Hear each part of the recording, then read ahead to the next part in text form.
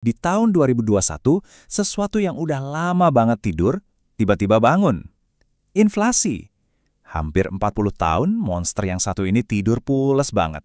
Saking pulesnya, banyak yang udah lupa, bahkan ngira dia udah mati. Tapi ternyata, dia kembali. Dan kembalinya itu benar-benar bikin semua orang kaget. Nah, ini dia pertanyaan besarnya. Setelah 40 tahun adem ayem, kok bisa inflasi tiba-tiba ngamuk lagi? Ini yang akan coba kita bedah. Para pembuat kebijakan, bankir-bankir sentral, jujur aja, mereka semua kecolongan. Mereka terlalu santai. Mikirnya kenaikan harga ini cuma efek samping pandemi yang sebentar lagi juga hilang. Ternyata, wah mereka salah besar. Coba deh, lihat data ini. Bulan ke bulan, perkiraan resmi mereka selalu meleset. Dan bukan meleset sedikit ya. Ini nunjukin gimana mereka semua sama-sama meremehkan masalah. Ini bukan sekedar salah hitung, tapi kayak kegagalan imajinasi kolektif. Kenyataannya, inflasi terus terbang tinggi, jauh di atas semua prediksi mereka. Oke, sekarang kita masuk lebih dalam. Inflasi itu bukan cuma soal angka di berita loh. Inflasi itu sebuah kekuatan yang bisa mengubah tatanan masyarakat. Seringkali dengan cara yang aneh dan ya nggak adil. Dia mengacaukan cara kita mengambil keputusan, mengubah perilaku kita, dan pada akhirnya benar-benar menguji fondasi sosial kita.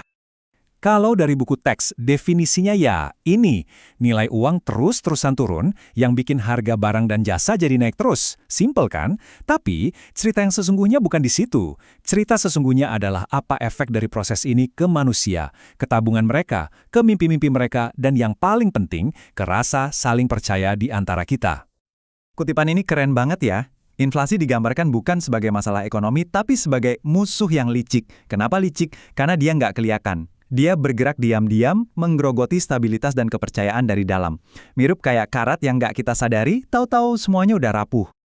Nah, cerita ini contoh paling nyata betapa gilanya dunia kalau inflasi lagi tinggi-tingginya. Coba bayangin, nabungnya pakai mesin cuci. Kedengerannya konyol kan? Tapi coba pikirin lagi. Kalau uang yang kamu pegang nilainya berkurang setiap hari, tindakan yang tadinya kelihatan nggak masuk akal ini justru jadi yang paling cerdas. Ini bukti nyata gimana inflasi bisa menciptakan insentif yang super aneh. Jadi, ini dia poin paling pentingnya. Inflasi itu bisa kita bilang kayak pajak yang nggak adil dan dipilih secara acak. Dia nggak pandang bulu. Dia ngambil dari sebagian orang, terus dikasih ke sebagian yang lain. Siapa yang menang? Ya para peminjam, kayak pemerintah atau orang yang KPR, karena utang mereka jadi terasa lebih ringan. Terus, siapa yang kalah? Jelas para penabung, terutama para pensiunan dan orang-orang kecil yang nyimpen uangnya dalam bentuk tunai. Daya beli mereka habis digerogoti. Oke, kita mundur sedikit ke belakang. Karena masalah ini sama sekali bukan barang baru. Inflasi ini sebenarnya kayak hantu yang terus-terusan muncul dalam sejarah peradaban manusia. Biasanya datang pas lagi ada gejolak politik atau ekonomi besar. Dan polanya tuh kalau kita lihat, serem juga. Dari zaman Romawi kuno yang sengaja nurunin kualitas uang peraknya, sampai revolusi Prancis dengan mata uang asignatnya yang akhirnya nggak ada harganya sama sekali, dan tentu saja yang paling terkenal, hiperinflasi di Jerman tahun 1920-an.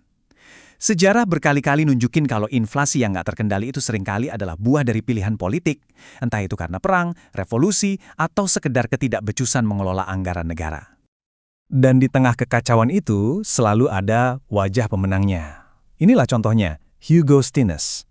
Sementara jutaan orang jatuh miskin di Jerman, orang-orang kayak dia justru jadi super kaya. Gimana caranya? Gampang. Dia ngerti permainannya.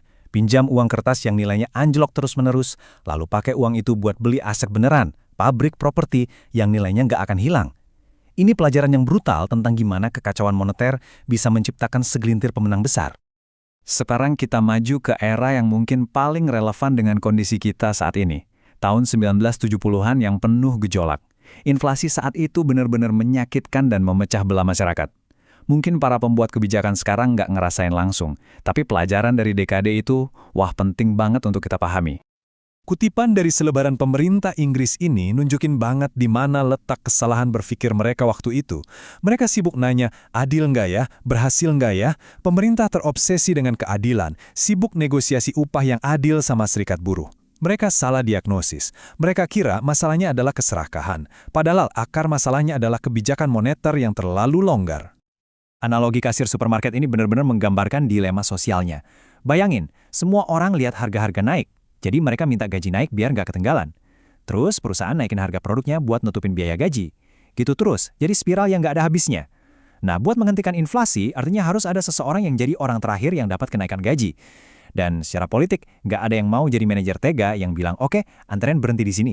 Dan tabel ini nunjukin seberapa drastis perubahan yang harus dilakukan. Lihat deh, tahun 70-an, suku bunga realnya negatif. Artinya, minjam uang itu basically gratis. Kebijakan mereka seolah-olah mengizinkan inflasi terjadi. Bandingkan dengan tahun 80-an, di bawah Margaret Thatcher di Inggris dan Paul Volcker di AS. Mereka menaikkan suku bunga gila-gilaan, jauh di atas tingkat inflasi. Suku bunga real jadi positif banget. Emang sakit, bikin resesi dan pengangguran. Tapi itulah obat pahit yang harus ditelan untuk membuluh monster inflasi. Nah, setelah pertarungan sengit di tahun 80-an itu, kita masuk ke sebuah era damai yang disebut The Great Moderation. Inflasi seolah-olah jadi cerita lama, masalah dari masa lalu. Tapi ketenangan ini justru melahirkan sikap terlalu santai yang berbahaya. Kita jadi lupa sama pelajaran-pelajaran yang didapat dengan susah payah. Kesuksesan ini akhirnya menciptakan satu generasi pembuat kebijakan yang nggak pernah merasakan langsung gimana rasanya melawan inflasi. Mereka besar di dunia di mana inflasi rendah dan stabil itu hal yang normal, yang udah given. Akibatnya apa? Ketakutan mereka jadi bergeser ke lawannya, deflasi. Jadi, ini dia inti masalahnya. Selama hampir 2 dekade, semua senjata kita, semua kebijakan kita, itu diarahkan untuk melawan perang yang kemarin, yaitu deflasi atau turunnya harga. Kita takut banget bakal mengulangi depresi besar tahun 30-an. Nah, asimetri inilah, ketakutan berlebih sama deflasi, tapi lebih toleran sama inflasi, yang bikin pertahanan kita benar-benar bolong pas monster inflasi yang lama akhirnya bangun lagi. Dan ini membawa kita ke pertanyaan terakhir yang perlu kita renungkan bersama. Mungkin krisis yang kita alami sekarang ini bukan cuma karena nasib sial, atau karena ada guncangan dari luar. Mungkin ini adalah hasil dari serangkaian pilihan. Pilihan untuk melupakan sejarah. Pilihan untuk mendahulukan hal-hal lain di atas stabilitas harga. Dan pilihan untuk percaya kalau kali ini pasti beda. Padahal sejarah sudah berkali-kali membuktikan, biasanya sih, nggak ada yang beda.